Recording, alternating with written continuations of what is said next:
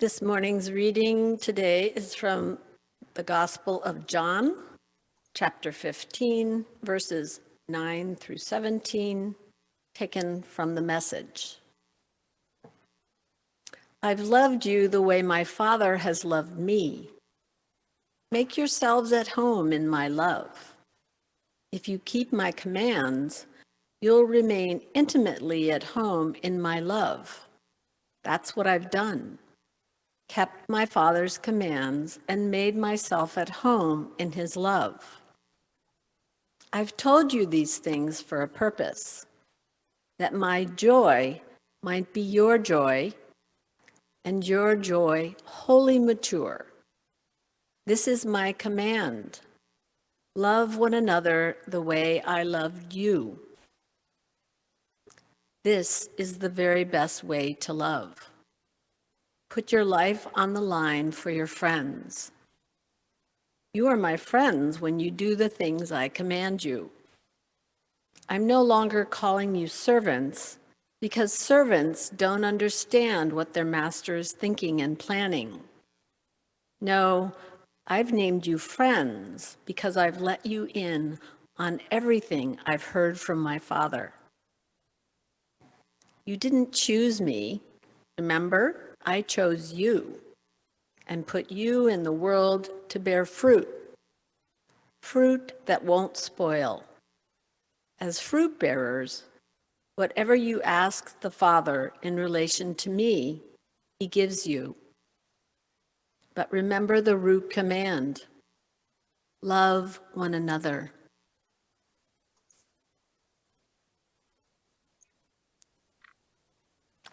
Well, Jesus talks about love a lot, doesn't he?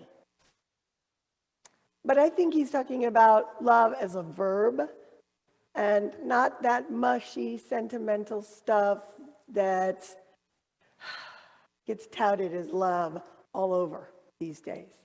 He's talking about the love that you and I both know is hard work. The risky stuff, the laying down your life for your friends kind of stuff. And he's telling his disciples that they have to do that, and they must do it together in community. And I have to ask, do we even know what that looks like? Do you know what it looks like? Well, I thought I'd give you an example, show you an example from our real communal life, if you will, based on last Saturday during our Pacific Northwest Conference annual meeting, which was on Zoom. And I think it's a snapshot of love in community. So 85 churches, our Pacific Northwest Conference's churches. I think we have 85 across Alaska and Washington and North Idaho. So we all got together on Zoom. And on Friday, we shared stories and things we wanted to explore and discuss. And there was a beautiful evening worship service presented on Zoom by the Walla Walla UCC Church. And then on Saturday morning, we had this really great, joyful, enthusiastic worship shared with us from the 4 Samoan churches in the Seattle area that are part of our conference. And then on Zoom, about 200 or so of us, we got down to work in the business of the day, receiving reports from our camps, from our conference ministers, and then looking at the budget, receiving the budget for our next fiscal year. And money for the communities of service that we have, money for our ministers, money for our camps, money for our other staff people, money for anti-racism work. And then somebody said, so we know that's a new line item, only recently inserted. How much is there for anti-racism work? And somebody from stewardship pulled up the budget and said, $2,000. Oh, dear. Everything stopped. I was embarrassed. Many of us were embarrassed. Some were very angry, and some were really hurt. Some of our church siblings called it out as paltry and insulting and called it out as white blindness again. Indeed, it was truly excruciatingly uncomfortable. Some of us gathered on Zoom were really hurting. Some were angry. Some of us were ashamed. So I want you to try and imagine what happened in the chat on the side at that Zoom meeting. Just try and imagine it. But we still had the rest of the meeting to attend to. We still had an agenda. We still had a schedule. What were we going to do? In a prayerful moment, the conference moderator threw the agenda out. Instead, we stopped, and then we listened, and we faced our white blindness that was manifested in that budget line item, and that hurt our siblings so much. And instead of plowing on, we reorganized the entire agenda of time and priorities. And we talked over alternative funds, some of it in the chat, some of it in Zoom. And then it was discussed. I think over 50 people took up their lunchtime to discuss it and explore it. And then they came back with a changed budget and $50,000 in the line item for anti-racism work within our conference. Then we voted on that budget. And then annual meeting continued. My friends, that was hard. For some of us, it was humiliating, and it was exhausting, and it brought up tons of uncomfortable feelings. But hear this. We didn't run away. We didn't run away from the hard work, and we didn't turn away from each other. There were hard words, and there were words spoken in hurt and anger, and we did not run away from each other. We had to face the thoughtlessness of our prejudices and our unseen mistakes, and we did not run away from each other. The white members of the conference especially had to face guilt and shame and discomfort and look in the eyes of our Black, Indigenous, and other brothers and sisters of color and admit this mistake, and we did not run away from each other. We tried to live into that command that Francie just read to us, to love one another.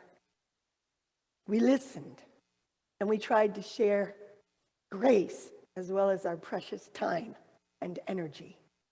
And we received the blessing of mercy and forgiveness for our blindness and our mistakes. We tried to love one another. So, good people of Westminster, when we talk about love, let us be very clear. It's the kind of love that Jesus is commanding us, that root command, as it's mentioned in this particular translation today. The root command to love that means hard work and discomfort, means a struggle to understand and a struggle to let go. Jesus' kind of love means leaning in when it's uncomfortable and not running away. Recognizing that you hurt others and you may well be hurt. That there may be danger for others, and it is danger we will walk into together.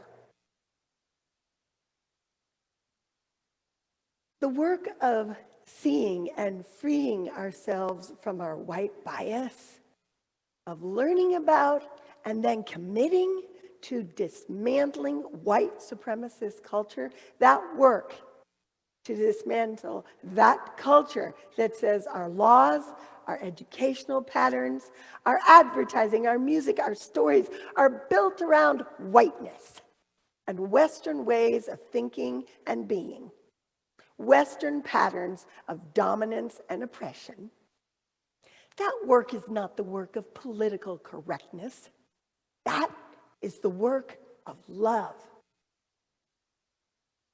If we love, as Jesus commands, then our Black, Indigenous, Pacific Islander, and Asian siblings in this church, our Westminster family, and every United Church of Christ church, then they will be home. They will be safe. They will be loved, honored, and treasured. If we live the kind of love command that Jesus demands, then our gay and lesbian and trans and gender non-conforming siblings will be honored and treasured and loved and safe. And then, with that kind of love, the disabled and the not, the young or the old, the housed or the unhoused, the ill or the well, they will all be honored and treasured. They will feel loved and safe. And when we love as Jesus commands us to love, then our compassion and our anger will work for justice for mothers and children in Turkey, in their prisons. And our compassion and our outrage will rise up for those who have no homes, for those who don't have enough to eat, for those who have no justice and see no equity in our land. When we speak up for those who are not heard, when we elevate their voices so that they are finally heard, then we live the command of love.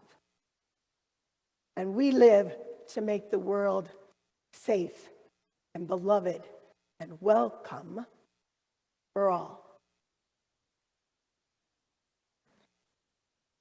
And let's be clear about this and recognize this, that when you and I, all of us together in this church that we lovingly call Westminster, and then we leave off all the other stuff, but though we who claim Westminster will probably not look like everybody else in our society.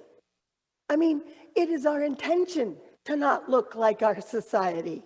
We want to be a rainbow of people, and we want to have a rainbow of voices, and a rainbow of music and foods and ways of praying and praising.